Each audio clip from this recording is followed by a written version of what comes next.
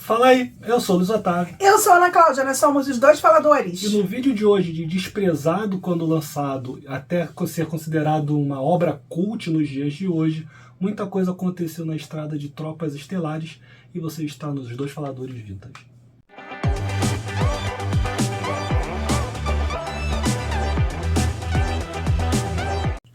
Fala aí, gente linda, tudo bom? Já se inscreveu no nosso canal? Não? Ah, tá esperando o quê? Pega esse dedinho lindo que Deus te deu e clica aqui. Inscreva-se. E deixa o sininho, toca o sininho pitadinho para receber notificações de vídeos novos. Deixa teu joinha, ele é muito importante para nós. E comenta conosco. Já assistiu esse filme? Eu confesso que eu não tinha assistido, não. Eu achei que eu tinha assistido, mas eu descobri que eu não tinha assistido. E aí, você já assistiu, não assistiu? Comenta aqui com a gente. Lembrando que você tá no Vintage, né? E no Vintage tem o que, Ana Cláudia? Spoiler! Então, o que a gente vai falar aqui muitas das vezes vai esbarrar em possíveis spoilers da história. Mas basicamente o que você tem é a Terra num futuro distópico em que ela está em guerra com uma raça de alienígenas de um país, de um outro planeta, né, dentro de um outro sistema. E é curioso porque a noção dos países realmente parece que está meio modificada. Então você tem os principais da história, por exemplo, falando inglês e sendo moradores de Buenos Aires. Tá certo que na década de 90, né? Os esportes, tudo como se fosse os Estados Unidos, só que dentro de Buenos Aires, entendeu? Tá certo que você não tinha na década de 90 uma preocupação muito grande com esse tipo de coisa, né? Mas é de se estranhar, e aí a gente aproveita para dizer que o filme foi lançado em 1997, você vai achá-lo no Star Plus. Ele é baseado num livro que, se não me falha a memória, tem o mesmo nome do filme, e foi dirigido pelo Paul Van Horn. Não é Van Horn o nome dele, não. Eu sempre esqueço sobre o nome dele. É difícil de pronunciar o nome dele.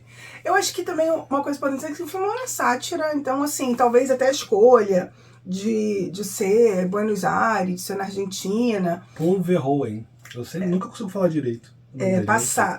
Passado na parte do filme, passado em Buenos Aires, o local de origem dos nossos atores principais, dos personagens principais, seria Buenos Aires. O que pode ser interessante, pode ser curioso, né? Nem se toca no nome dos Estados Unidos, nem se fala em Estados Unidos.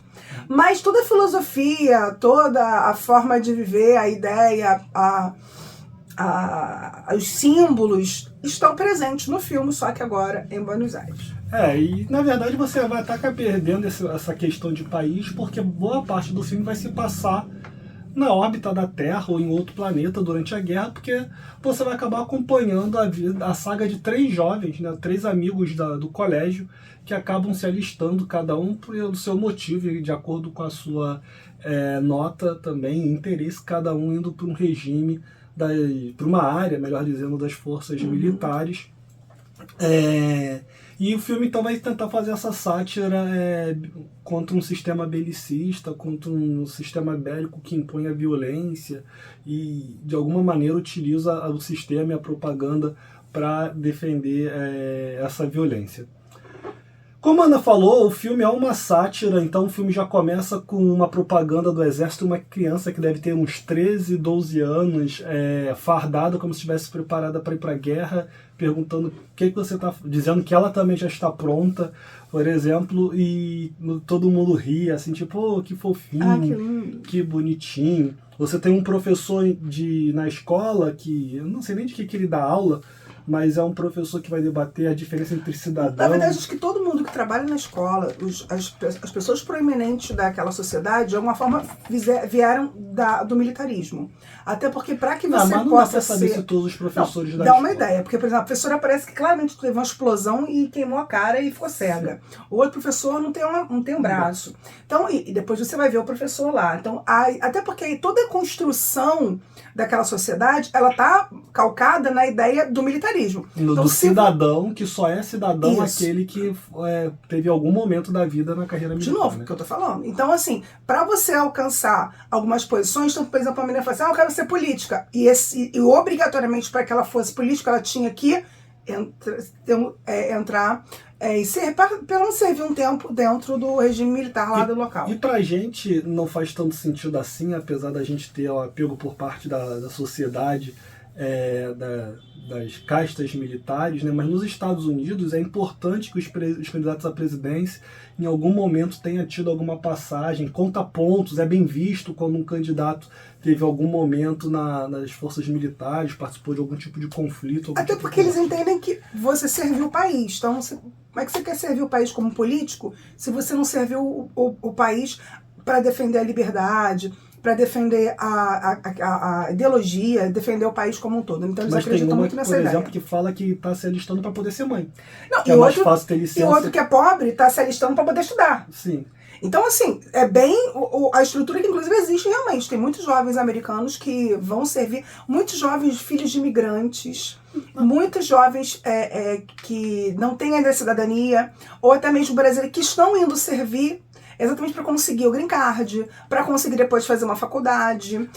Existe, inclusive, toda uma legislação de você servir e depois, concluir o seu serviço, você teria acesso a alguma outra coisa. Mas isso do jovem que não tem muito acesso às coisas não é só nos Estados Unidos. Em muitas famílias, o filho acaba indo para o exército, acaba quando tem o alistamento obrigatório e resolve seguir por um período, mesmo que seja temporário, para ser uma fonte de renda inicial, para começar a ter um dinheiro, para poder começar a ajudar a família e aí de repente conseguir embarcar na vida. Do sonho americano, da ilusão, você não fica imaginando que um jovem tem que... Bom, mas eu tô falando do Brasil. Ah, mas sim. Eu falei, sim. Não só nos Estados Unidos, no Brasil também. E aí você tem eles falam, todos eles, por que eles estão indo ali, todos eles têm um motivo que não é exatamente lutar pela liberdade do país, não é muito a ideia do patriotismo. Do planeta, né? Na verdade, é verdade. Uma coisa também que o filme mostra que é muito que esse grupo está indo ali, é uma tropa que está indo proteger, talvez Eles são os bucha de canhão. O principal tá na infantaria, que geralmente é a galera que vai pro combate mesmo, que é geralmente a galera que morre, que é a galera que tem que ir pros conflitos e pros combates nas áreas perigosas. O infante é a artilharia, aquela primeira que vai para a guerra, que se coloca na frente. Mas uma coisa que também é interessante, que você também comentou no começo, é que eles são separados a parte de aptidões que eles demonstrariam na vida acadêmica deles na escola. Então a menina, ela é boa de esporte, ela é inteligente, ela vai pra Força Aérea. O outro é um gêniozinho, ela só é inteligente, né? O bom em esporte é o cara que vai pra infantaria. Ela vai o cara que é inteligente vai pra área de estratégia, ciência, pesquisa. E o outro que só é força bruta, que é bom no esporte apenas, mas não é tão inteligente, vai pra infantaria. E grande parte do pessoal da colégio, até porque não só eles, outros também você vai ver que outros da turma também acabam indo pra infantaria, que é o grosso. A grande parte do grupo. E que precisa de muita gente, até porque tem muitas baixas. Né? Tem uma hora lá que eles mostram que numa única batalha morreram 380 mil pessoas, né, soldados nessa guerra. Né? E a guerra é muito interessante, que assim, é um planeta que eles usam, inclusive, brincam com essa ideia de que o extraterrestre é um inseto, onde eles realmente, praticamente, criam só um insetão gigante. E, claro, tem força, outro soltam raio, mas na verdade é só um insetão gigante. E eles estariam, de alguma forma, atacando o planeta, sendo uma ameaça para o planeta Terra. E eles precisam, então, exterminar esses seres para que possamos viver em paz. Agora, muita gente questiona, né, muita gente não, né? A gente já viu questionarem o poder realmente que esse filme tem de fazer o que o diretor queria, de fazer essa crítica ao sistema belicista, ao sistema que defende a força bruta. Então, por exemplo, você vai ter o professor em dado momento dizendo que a democracia, a noção de democracia que eles tinham antes da sociedade que eles vivem agora, foi corrompida, não deu certo e era guiada por cientistas sociais e sociólogos. E ele fala com deboche. Em dado momento do filme aparecem dois cientistas debatendo, um é um idiota e a outra não consegue conversar direito, já começa a ir para uma fala destemperada. Então, o filme vai sempre debochar, vai colocar como caricaturas essas figuras, porque o filme em si é toda uma caricatura. E aí uma das questões que a galera debate, né, que eu estava começando a falar, é que até que ponto esse filme realmente serve para o propósito que ele queria, de ser essa caricatura e mostrar de quão absurda é essa ideia. Por exemplo, quando aparecem os oficiais, eles claramente utilizam uniformes semelhantes aos oficiais nazistas, por exemplo. Né? A Ana estava até comentando que o símbolo das Forças Armadas é uma águia, e aí você tem no nazismo a própria águia. O desenho lembra muito o desenho, não a águia em si, só a águia é usada, inclusive nos Estados Unidos, é um símbolo americano, mas a águia, do jeito que está desenhada ali, lembra muito a águia do nazismo. E até uma bandeira com cores e aí linhas, com embora ela seja verde e azul, lembra muito a bandeira nazista. A ideia em si. Embora não tenha suástica, só eles usam a águia. Só a águia. Mas eu acho que assim, o filme, eu acho que ele traz uma crítica, ele é realmente uma sátira, mas eu não sei até que ponto realmente acabou ficando... porque ele vai reproduzir falas... tentando mostrar quanto elas são absurdas, vai reproduzir ideias e filosofias e ideologias para tentar mostrar quanto elas são absurdas, mas infelizmente nem todo mundo vai compreender isso e vai entender isso como, na verdade, um grande filme exaltação ao exército, ao patriotismo, ao sacrifício pessoal em prol de todos, né? A luta contra o inimigo coletivo. E isso acaba acontecendo realmente. E aí você vai encontrar pessoas de direita que vão usar o próprio filme Tropas Estelares e alguns dos seus símbolos como uma demonstração de que olha que bacana, olha que legal, olha que exaltação. E não conseguem entender a ironia contida nele. Eu acho que assim... Eu já vi outros filmes mais escancarados de ironia. Eu acho que ele é irônico, mas ele não é tão escancarado. Ele não é tão agressivo na ironia. Os atores... Porque parece que o livro em si também não seria tão irônico assim, né? Uhum. O livro não buscaria esse debate em si. Eu acho que o livro seria algo mais retratando a história, pura e simplesmente.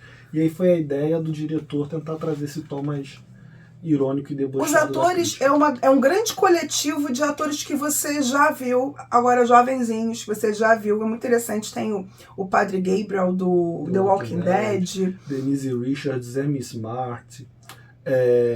Tem o cara do batalhão dele, que agora eu esqueci o nome, que ele está em várias produções.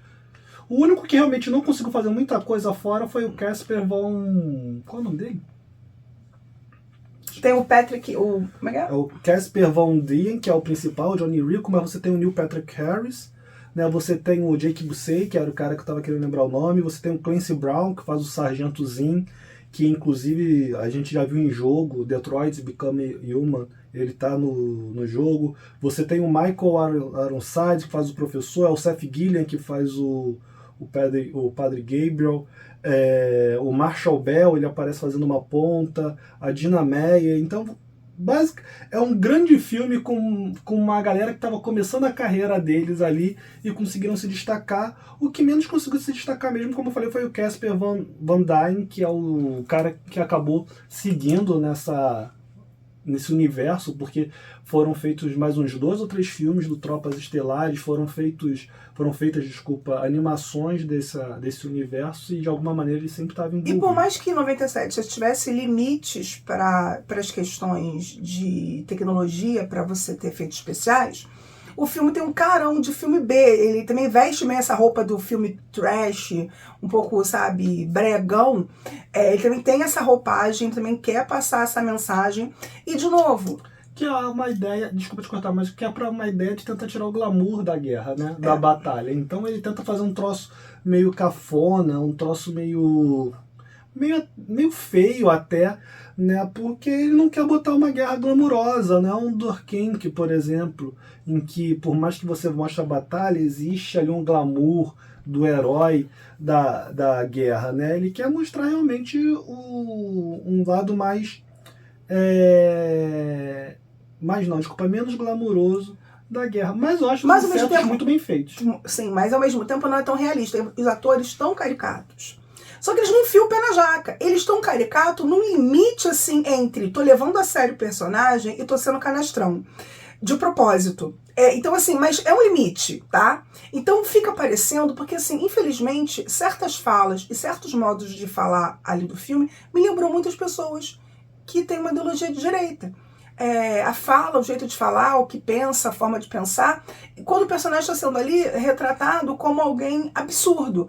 E me lembrou essas pessoas. Então, assim, ao mesmo tempo, é o que eu falo, eu não sei se realmente é suficientemente irônico ao ponto de realmente mostrar que deve ser criticado, não é legal.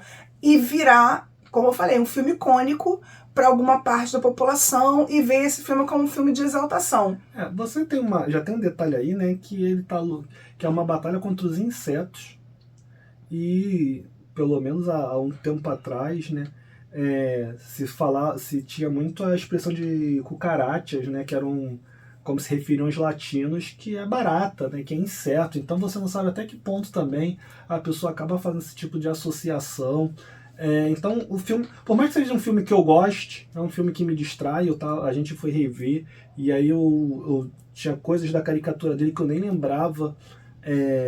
Do tão caricato era, de como o tom era tão caricato. Eu lembrava, por exemplo, você tem a propaganda, não vamos mostrar violência, então você bota uma tarja de censura onde está acontecendo o troço, mas você está vendo pedaço de carne, de gente, de inseto voando, sangue, que tem muito a ver com a mídia hoje em dia. Então você tem desde canais menores até grandes conglomerados que agora botam assim, cenas fortes, aí sai mostrando gente sendo atropelada, gente levando tiro, gente sendo assassinada, e acha que tá tudo bem só porque avisou antes que tinham cenas fortes. Então o filme tem a sua crítica, isso eu lembrava bastante, mas outras críticas, outros momentos, fica esse debate realmente.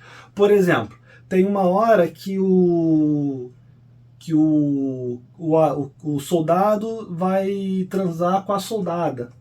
Na hora que o general chega, ele já chega para dar uma bronca, porque acha que são dois caras. Aí quando ele vê que é uma mulher, ele fala, não, tudo bem.